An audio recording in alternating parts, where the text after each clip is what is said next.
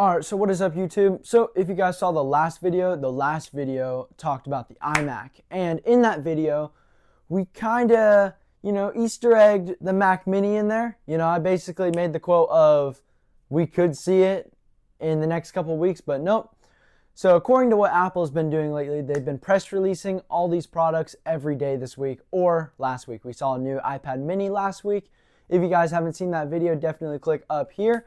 Helps the channel out and also gives you guys something to watch. But yeah, that's right. We got a new Mac Mini and the leaks were right. This Mac Mini is smaller and it's got a lot more power. So I'm talking, it is probably the size, it's probably a little bit bigger than the Apple TV, just like we said. But port selections on the back, you got your power cable like normal, got your HDMI, got your three Thunderbolt ports, and there's also on the front, you got a headphone jack and two USB-C ports. So super convenient when it comes to the port selection. The other thing that's convenient about this product is that because it is redesigned and it is smaller, you could say take it with you just like how you take your Apple TV with you to hotels. You can take this Mac Mini with you to offices around the world. Just so you can get things done quicker, or just so you can have, that portable laptop that has, a little bit of more a substantial life to it. Now, the best part is that this Mac is rocking that M4 chip and the M4 Pro. And so what's so special about the M4 Pro? Well, it's 20 times faster than the Intel Macs. That's right. So according to Apple, they rate this to be 20 times faster than the Intel Macs, which, hey, I actually see that. And the reason why is just because the M4 or just the M series chips in general, as I said in the last video, are much more capable than the Intel chips. And so that's the other thing that's so profitable about this product is that because it's smaller, it's got a smaller cooling system, but we've seen in the past Mac Minis, such as the M2 and the M1, that there's just a lot of space that isn't really occupied by parts. And so that's what why we got a smaller one, is just because we didn't really need the bigger chassis to, I guess, make everything work. It was fine to just use the smaller chassis. And so that is what we got. And so the Mac Mini, of course, will have that Apple Intelligence. And what's so special about Apple Intelligence? Well, if you watch that video about it, which is up here, that talks about Apple Intelligence. But basically, any Mac with macOS Sequoia, as long as it's an M series, you'll get Apple Intelligence.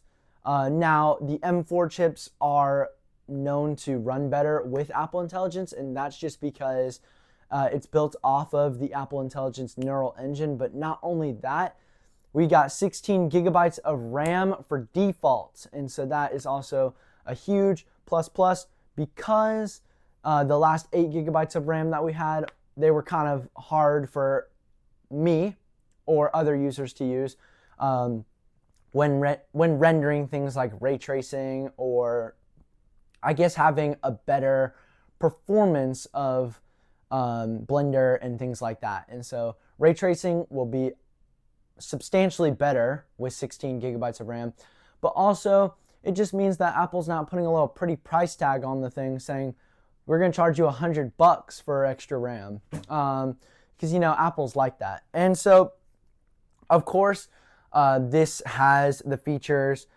to hook up multiple displays. I believe it's still 2, or I think it's still 2. I'll correct myself down here if it's not. But that's basically your Mac Mini recapped. Now, the best part is that one, it's the first redesign in about 12 to 14 years. The other part is that it's finally not the worst product Apple has done. It doesn't seem overpriced. This bad boy will ship November 8th, just like the iMac. So it's not really too overpriced. In fact, let's look at the price charts right now. And so let's just say you want the just the M4. You want to get that 10-core CPU and that 10-core GPU. You're looking at about a base price of $600. Now, with that student discount, it is a steal because it will be $500 because Macs are $100 off with the student discounts.